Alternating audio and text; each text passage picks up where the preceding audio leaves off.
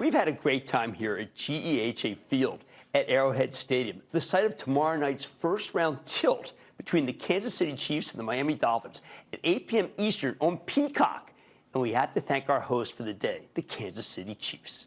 As much as it pains me to admit it, after my beloved Eagles lost to them in last year's Super Bowl, the Chiefs are clearly the gold standard when it comes to NFL franchises, with future Hall of Fame head coach, perhaps the league's best player as quarterback, and a very balanced squad. This year, it was their defense that led them to the playoffs. That type of success doesn't just happen. It takes vision, strategic planning, and execution. And that's why we're happy to welcome to the show the team's owner, Clark Hunt, who put all these pieces together to create the powerhouse that is the Kansas City Chiefs. Since taking over CEO in 2010, the Chiefs have earned 9 AFC West titles. They've appeared 3 of the past 4 Super Bowls, winning twice. Meanwhile, Mr. Hunt's also a founding investor in Major League Soccer, also serving as the chairman and CEO of the FC Dallas. So let's hear more about how to run a great NFL franchise and get a preview of tomorrow night's game from Clark Hunt, the chairman and CEO of the Kansas City Chiefs. Mr. Hunt, thanks for having us here, and welcome to Man Hunt. Mr. Hunt, you're the keeper of a dynasty, of a great franchise. It's got to be difficult to maintain what I regard as the family but storied tradition of this franchise. How do you do it? Well, Jim, it's great to be on with you today, and we've had an amazing run here in Kansas City over the last 8 to 10 years. I've been very fortunate, very blessed to have a lot of success, to get to host AFC Championship games here at GEHA Field at Arrowhead. It's been a very special time for our family, for the franchise, and our fans. And it really starts with great leadership. We have tremendous leaders on the team, and of course, Andy Reid's right at the top of that. Well, let's talk about Coach Reid. I remember, as a Philadelphia Eagle fan, that after a couple of losses, he did everything right, but he had a couple losses, and we booed him. And I know that Mrs. Reid said, listen, we got to go to a town where they don't boo us. That's this town, isn't it? Well, our fans love Coach Reid. And I'll say, going back 4 or 5 years ago, when we won the Super Bowl, I think even the Eagles fans remembered how much they appreciated Andy. One of the things I remember about that Super Bowl run was the support for Coach Reid. The Eagles fans wanted him to win it. Obviously, the Chiefs fans. I think the whole country was cheering for Andy Reid. And that was so apparent at our Super Bowl parade. Just listening to fans chant, Andy, Andy. They were so excited for him. He's such a deserving guy. And at the same time, he's a father figure for many people, many men on this team. Yeah, that's absolutely right. And I think that's a big part of his success. In addition to being a tremendous innovator, a coach who pays a lot of attention to detail, somebody who's very hardworking, it's his relationship with the players that makes him so successful. He has a personal relationship. The players know that he cares about them as people, and then he also holds them accountable on the field. Yeah, fantastic. Let's talk about your fans and tomorrow night. I don't know which is the 12th man and which is the 13th man. You've got the weather that's going for you, and you've got tremendous fan base where they just cheer, and it is so noisy. I mean, how do you come play here if you're not from here? Yeah, well, one of the things we're very proud about at the Kansas City Chiefs is the home field advantage that we have at GEHA Field at Arrowhead. We do have the world record for the loudest crowd cheer, 141 plus decibels, which is pretty amazing.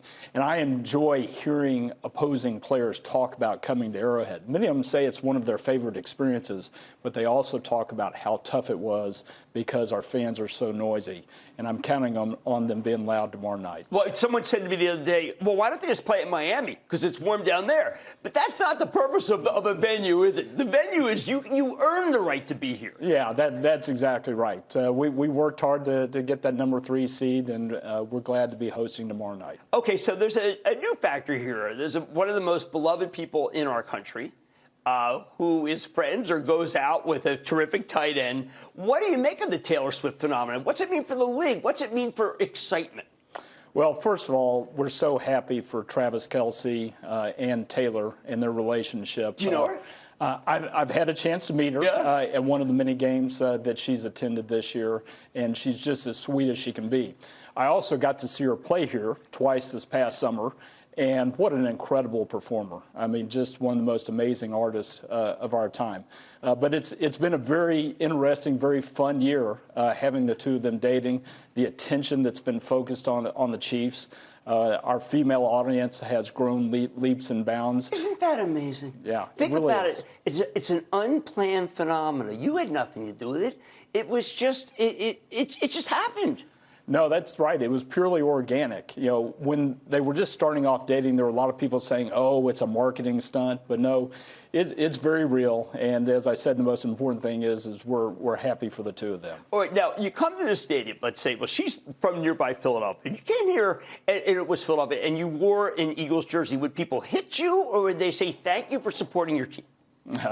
I think they would be respectful. I don't know they would go as far as saying thank you for supporting your team. That. Respectful is the right word. Now, how about the business of the NFL and how exciting it is to see streaming, Peacock? I think it's kind of adventuresome.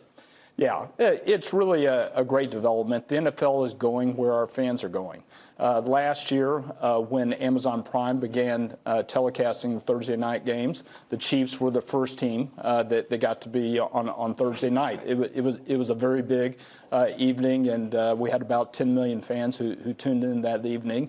And we're very excited about tomorrow night and being on Peacock. We think it's going to open up a completely new fan base to us, much more of a younger demographic. Well, look, what do you think about that game that was on Black Friday?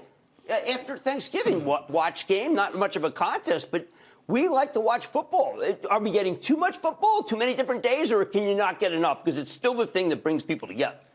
Yeah, it's something that the NFL monitors, and we certainly don't want to oversaturate the market. But each year we're finding new windows, new opportunities, and I think tomorrow night on Peacock is one of those. Okay, there's another sport that a lot of us are starting to warm up to, soccer. It's been around for a long time. It's finally gotten to the point where the franchises are good. You know the franchise. You know what it's like. This combination with Apple, that's another good venue, isn't it? Yeah, it sure is. Our family's been involved in professional soccer for 5 decades. Well, you were a great soccer player. Well, I don't know about that. I was an avid soccer player and do love the sport. And our family's been delighted to be part of Major League Soccer now for almost 3 decades through our ownership of FC Dallas. But you're exactly right. The league's new partnership with Apple this past year is another way that sports and streaming are getting together. The experience, I think, for our fan base was tremendous. Apple did a great job of innovating. Now, one other thing I need to talk about, which is international. There are a lot of fans who feel, what the heck are you doing in Germany? What are you doing in London? What is the game plan for the owners? What do they want? Yeah, well, the NFL, as you've alluded to already, is very strong here in the United States. We've got a lot of eyeballs on us, and we want to continue to grow our fan base. And one of the best ways to do that is to find new fans overseas. It's something that, as a league, we've been focused on for several decades. Goes all the way back to the NFL Europe League back in the 90s, something that my dad was very, very much a supporter of. In more recent years, we've started playing regular season games overseas. The Chiefs have played in Mexico City. We've played in Germany, and we played in London over the last 10 years. Our game that we just played in Frankfurt this past year, ironically, against the Miami Dolphins, was one of the most watched games ever for the NFL Network. So it really drew a big audience here, and it also drew a big audience in Germany. Fantastic. We do a lot of good. Your father was a great man. He certainly was. He was a visionary, and he would be very excited about what's going on with the Chiefs right now. He'd be excited about his boy. That's Clark Hunt, Chairman and CEO of the Kansas City Chiefs. Thanks for joining us today. Absolutely. Great being on with you. Dave, money back in. Coming up, the NFL's best of breed and their corporate cousins. Much more to come from Arrowhead Stadium. Stick with Kansas City and stick with Cramer.